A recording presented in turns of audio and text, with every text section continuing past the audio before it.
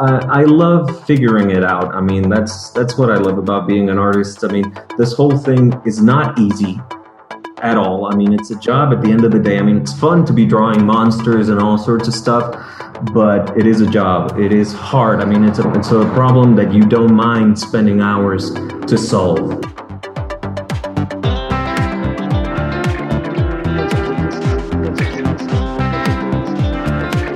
All right, today's guest on the show, what it takes to be compelled to put together a project for yourself and to see it through. And I'm not talking about one panel of a tiny little webcomic or something like that. Arturo's been putting together an entire comic book series. He's got an internal movie in his mind, and he's going to talk about what that process is all about. So stay tuned. To the call, I'm going to welcome Arturo. Arturo, you got to help me out. Arturo Aguirre. Hey, everybody. Aguirre. There we go. And we'll spell that out for the show notes at the end. But yeah, definitely welcome to the call. How are you doing today? Great. How about you? Good. I'm in Singapore today. I was over in Asia for a conference. Where are you at? Tell us about it. I can hear a little bit of background noise, some cars. Are you by the street? I'm in the city of Guatemala, if you go adequately. And I'm renting this little studio room. And it's right by one of the main streets here. It's really near my house. It's like half a mile away. But you get a lot of noise pollution. That's why I have my headphones on most of the time.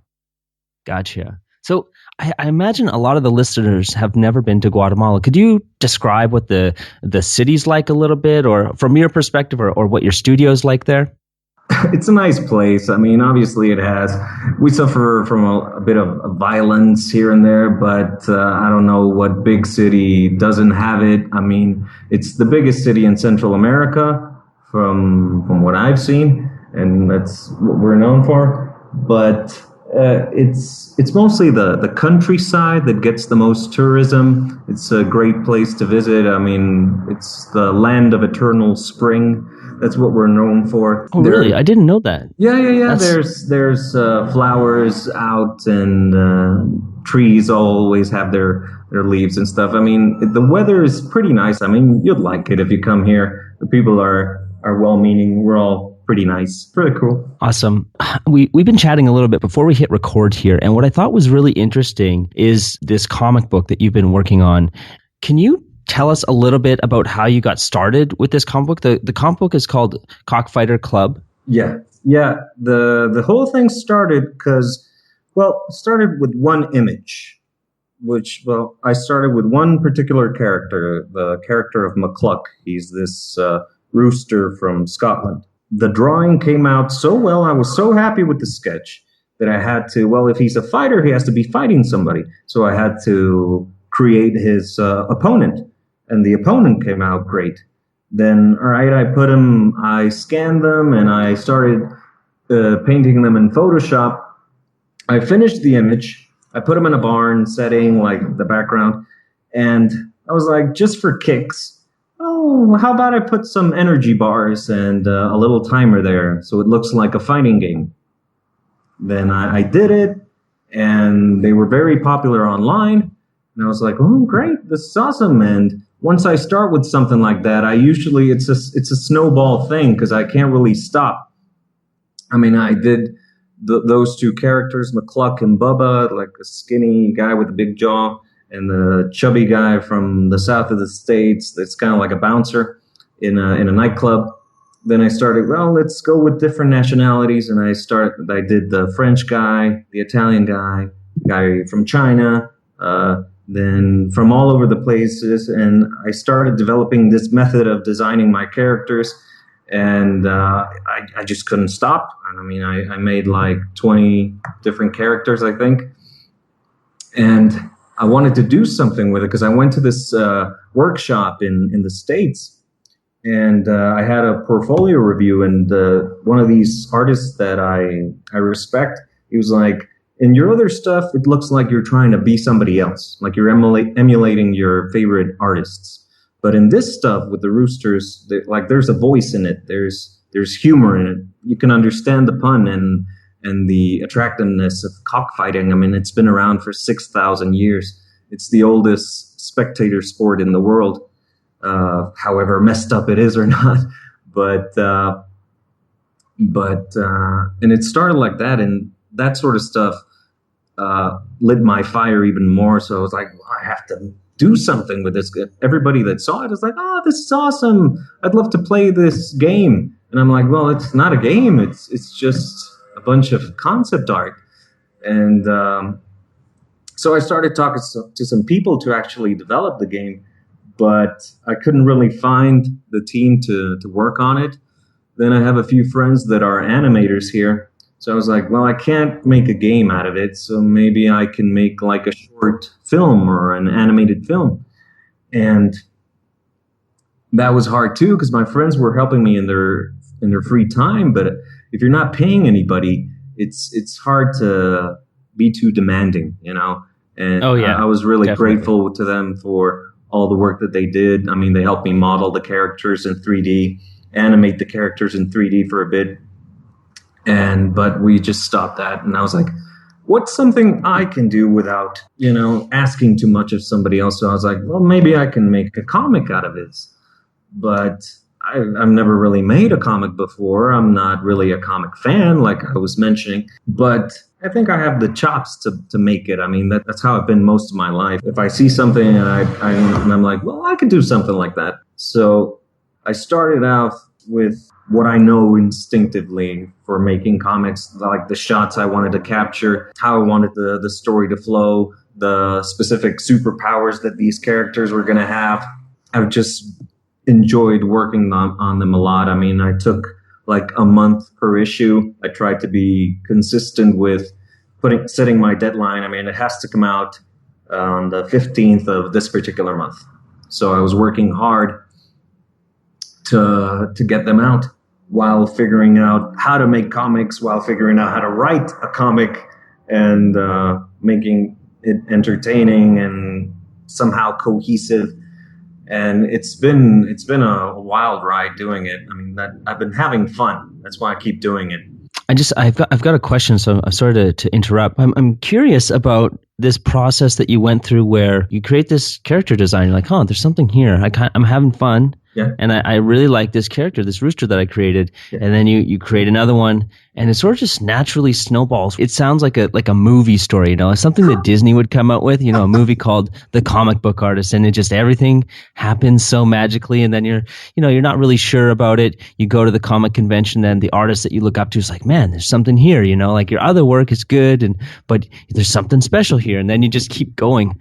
It seems almost too magical or too easy or something. Yeah. What do you say to that? I mean, that's something I've been noticing, because a lot of artists say, I mean, I had to struggle with people telling me I'm not good enough, people telling me you're never going to make it, and people persevere through that, and that's a great story.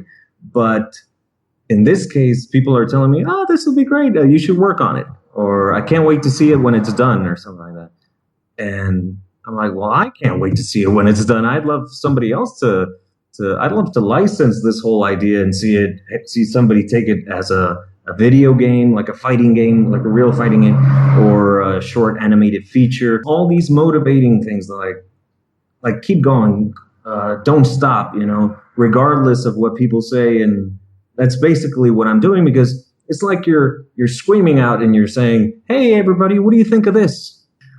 But I've kept at it regardless of either detracting comments or no comments at all. So I definitely feel you with working online, and you put things out, and sometimes things get noticed. Usually things don't get noticed. Yeah. You just wonder, it's like, man, is anyone watching? But I feel it. I've heard before that somebody is always watching, and I feel that this is really true. And some of the other artists that I've talked to, I can see that an art director will reach out to them and be like, hey, I love your stuff. I've been following you for 6 months, and we have a project you'd be perfect for. And you're like, man, where were you 6 months ago when I couldn't pay my rent? Yeah. But it's always great when people reach out. But yes, there's somebody always watching.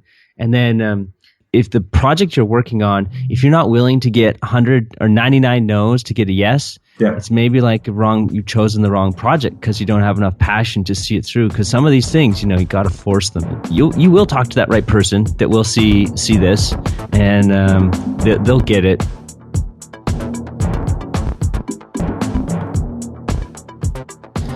Can you tell us, I was curious, you said you're trying to reach the finish line. How did you set a start and end point for this project? Because it seems like a comic book. You could go on for forever, basically. What was the thought process there when you were deciding that, no, this is the project here. I start here and I'm going to finish here, and then I'm going to just push pause and move on to something else? I started, like I said, one issue of the comic, and I got it out within like a month. Then for the next issue, I was like, I'm going to try to follow that. That's what the pros do. I mean, that's what their usual schedule. So I'm going to try to emulate that, because if I want to do this professionally, I mean, I'm not dreaming of working at Marvel Comics or anything. I used to, but not anymore. I was like, well, I have to be professional about this. I mean, if somebody's going to pay, let's put out something consistently, try to have a specific quality to it. But after I did that for 3 issues, I got stuck. Because like I said, I was learning as I go. I was like, well, what am I going to do with the rest of this story? So I took some time to figure it out. I came back with some new ideas, try to re-edit a couple of things. And I put out like the first part of the graphic novel. It's a little voice that doesn't leave me alone. It's a mosquito that doesn't let me sleep at night. Finish it, because I want to see it finished. I mean, I have this epic battle for the last scene, and I even have like an after credit scene per se, because I visualize it more as a movie than a comic book. I mean, it's an idea and it has potential, and I believe it does. And it's this huge struggle because my wife sees this too. And she's like, well, get it done. I mean, make something of it or forget about it. And I'm like, I can't forget about it. So I've set my goal this time is like December 31st. I have to have it finished, and I'll have to have the whole pencil version of the story by November 31st. That way I can figure out, see the whole story in pencil form, because I write with drawings. I'm writing it as I draw. I have to finish it by December 31st. And I have to do it. I have to finish it. I love that. So many of us, we've got this, all these skeletons of these unfinished projects in the closet. Yeah. And would you say that you're naturally a very disciplined and driven person, or is this something that the project has brought out of you? I ask because I think that people listening, they start things and then they can't quite finish. And I'm guilty of it too. So right. I'm wondering if it's just something special about you, or if there's some kind of knowledge or framework that we can extract and maybe apply in our own lives to help us be able to finish our projects. I constantly struggle with getting distracted because, the same thing happened with this other thing that I started. I did this drawing of a pit bull. Came out real badass, and I loved how it came out, and so that distracted me from the whole comic and the whole thing that I was doing as well. Because I mean, I keep trying to finish this story, but I keep getting distracted trying to maintain relevance online of the people that are following my work. And the same thing happened with the Cockfighters as happened with the fighting dogs. That I did one character that led me to do another character to another character. I mean, I had to say, well, no, I have to stop right here and get back to what I was doing. Like you said, we all have those skeletons of ideas. You can see them all in my DeviantArt page. You can see my very first digital paintings, which are horrible. They're there. And all those stories that I've had of the Nawal characters or the Draco Sapien characters. So many ideas that I haven't done really anything with them. So I'm breaking the cycle with the Cockfighter Club. So okay, so I guess it's really just that you see this as, there's a lot of projects that maybe led up to this, or that, they weren't worth finishing, but this one, you're like, you see the potential, and so you're like, no. If I start something else, you realize that you're going on a deviation, and then you stop it and you come back to your original path of finishing this comic book series. Thought it was a fair gamble. Either I'd find myself or get it out of my system. I love figuring it out. I mean, that's what I love about being an artist. I mean, this whole thing is not easy at all. I mean, it's a job at the end of the day. I mean, it's fun to be drawing monsters and all sorts of stuff, but it is a job. It is hard. I mean, it's a problem that you don't mind spending hours to solve. I love the fact that I work on different things that keep me interested, that keep me motivated. That's just the awesome thing about being able to make a living out of this, you know?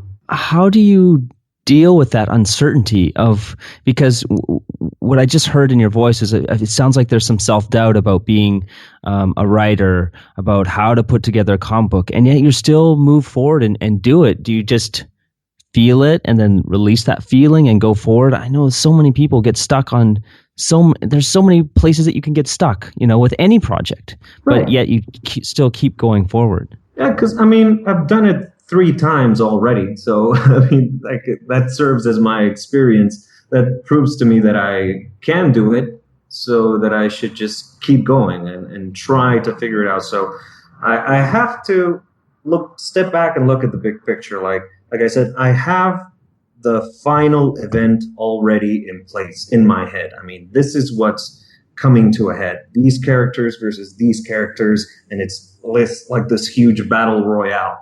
I just have to figure out how to get there, like as soon as possible, maybe, but as efficiently as possible, flesh out the characters, imbue them with some sort of personality to differentiate them from each other and not just have badass after badass after badass. I mean, somebody has to be funny. Somebody has to be like a coward. Somebody has to be brave. Somebody has to be, how characters complement each other. So that's what I'm figuring out.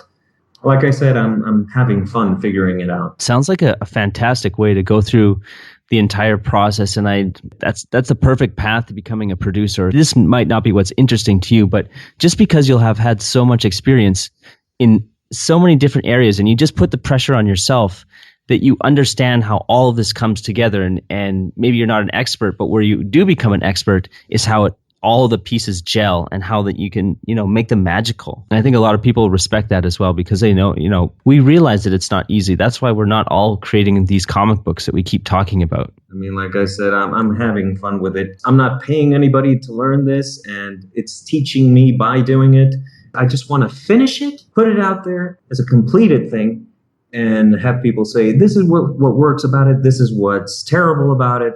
You learn from it, you take the punches on the chin. If I want to create a graphic novel of this other idea of the whole Jackie giant killer thing, I'll feel more confident about it. I'll maybe try a different method. I might try writing the whole thing out and then drawing it. Or I might do like those motion comic things they're doing where they're like moving animatics. I could learn to do that, I think. The hard bit of it is when you have mouths to feed and people to you're accountable to.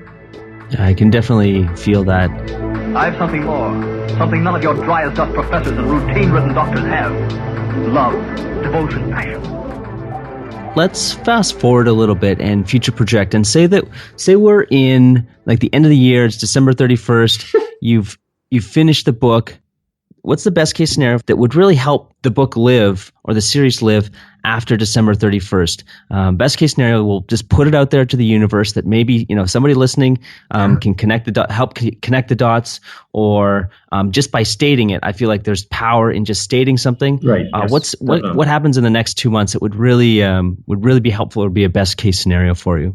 Ideally, I mean, I'd love to bring people into the process of this whole thing. I want to hear, for better or worse, people's opinion on it. That's basically what's missing, because I'm going to keep creating it. But like I said, I'm learning as I go, and the feedback works. I mean, that's what's going to help me out. I mean, it fuels the fire. It lets you know that what you're doing is worth it. Otherwise, like I said, it's a tree falling in the forest. Nobody hears it, and I have to make an effort as well to be a bigger presence in that community. It's really hard for me trying to work full time, then working on this in my free time, and then trying to balance that out. Events like this, like what you're doing, you're showing interest in it, and I really appreciate it, Mitch. And like you said, hopefully somebody's always listening, and something will come out of this. I love that. I can just feel how compelled you are to do this. And the people that I've talked to on the podcast, they're compelled to create art, but for you, it's more like this laser focus on this project, and no one's paying you to do it. No one's doing it. No. It's just you. And there's so much respect that I have for your ability to focus. And it's not like you set a goal of making one comic book. You've created a movie in your mind, and you're visualizing it, and it's really, really amazing.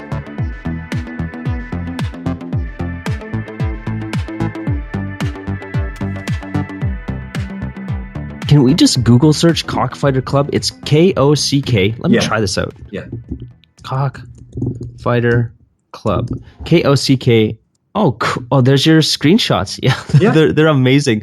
All right. So if you're listening right now, go to Google, type in Cockfighter Club with a K, and you'll see some really cool images coming up. And then there's the link to Arturo's website right there. What are the other best ways for people to reach you online and find out more about what you're doing? Sketcheronline.com. It's kind of like a blog, but I post up most of my work. I mean, you'll be able to see the graphic novel there. I mean, if you Google Cockfighter Club graphic novel, you'll get a link from Calameo to read what I have so far for free. It's better to read it on a desktop, because on an iPad or those sort of things, it might be too small. Sketcheronline.com. I have a DeviantArt page, sketcheronline.deviantart.com. I'm on ArtStation. I try to be on as many of these artists' sites as possible. I'm on Facebook, Sketcher Online. We'll wrap all of those up and put them on the show notes that we usually put, or that we always put together for these.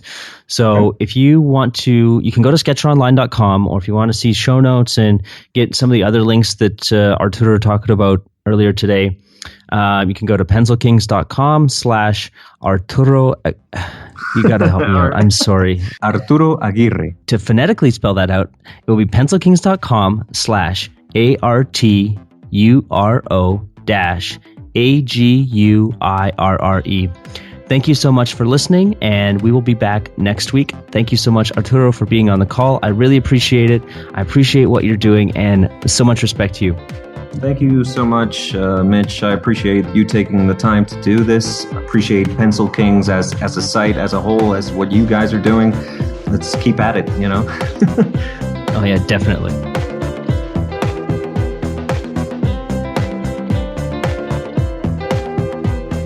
If you enjoyed this episode, I'd love it if you could hit the 5-star review on iTunes or Stitcher Radio and leave us a little comment about what you thought about this.